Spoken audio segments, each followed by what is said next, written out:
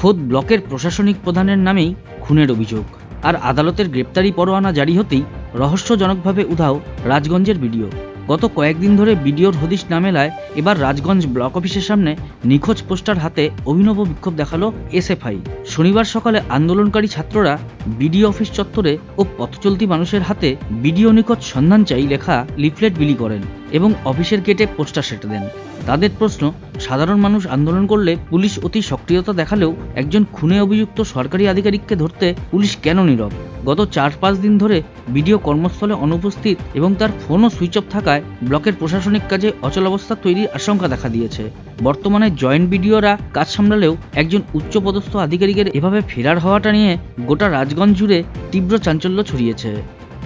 মধ্যে জানেন যে আমাদের রাজগঞ্জ বিডিও প্রশান্ত বর্মন, যিনি হচ্ছে সাদা খাতার বিডিও। এই অযোগ্যরা যখন চেয়ারে বসবে অযোগ্য কাজ করবে। সোনাক্ষী, মশলা কোথায়?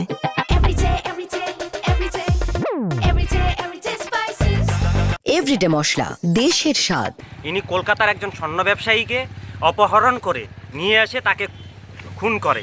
তারপর থেকে আমরা মহামান্য কোর্টের যে রায় দেখলাম, অবিলম্বে তাকে সারেন্ডার করতে হবে।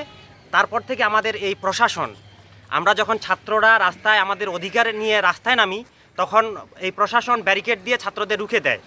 যখন যুবরা কাজের দাবিতে রাস্তায় নামে, তখন যুবদের পুলিশ প্রশাসন আটকায় দেয়।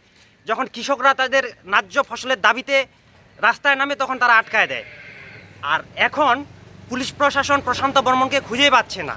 এই পুলিশ আবার তৃণমূলের মারের ভয়ে টেবিলের তলায় লুকায় থাকে। তাই এই পুলিশের প্রতি আমাদের আস্থা নেই। এই জন্য ভারতের ছাত্র ফেডারেশন রাজগঞ্জ লোকাল কমিটির পক্ষ থেকে আমরা যতটুকু পারি প্রশাসনকে আমরা সহযোগিতা করতেছি। সেই জন্য আমরা বিভিন্ন জায়গায় পোস্টার লাগাইছি যে প্রশান্ত বর্মনের সন্ধান চাই। যদি সন্ধান কেউ পেয়ে থাকে তাহলে নিকটবর্তী প্রশাসনকে তারা জানাবে। এবং মানুষের মধ্যেও আমরা এই বার্তা ছড়িয়ে দিচ্ছি, যদি প্রশান্ত বর্মনকে কেউ দেখে থাকে তাহলে প্রশাসনকে তারা জানাবে, প্রশাসন তার মতে ব্যবস্থা নেবে। আমার নাম দিলদার মোহাম্মদ, ভারতের ছাত্র ফেডারেশন জলপাইগুড়ি জেলা সহসভাপতি। বিডিও সাহেব এসেছেন? না, আজকে তো আসেনি। এই কয়েকদিনের মধ্যে এসেছিলেন?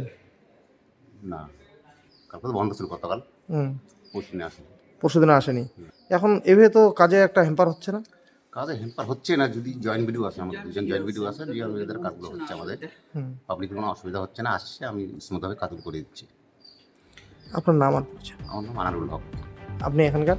আমি ইউডি স্টাফ। বেলাকোবা থেকে সুভাষচন্দ্র বসুর রিপোর্ট, উত্তরবঙ্গ সংবাদ।